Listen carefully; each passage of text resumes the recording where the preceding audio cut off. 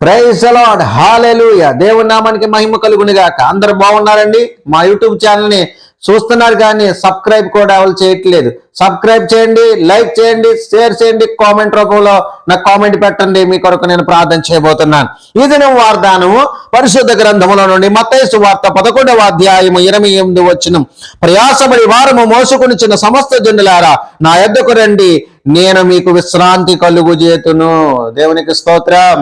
దేవుడు అంటున్నాడు ఈ మాటను మనం చూస్తున్నప్పుడు, భారముతో ఉన్న వారిలారా, భారం మోసుకుంటున్నారా?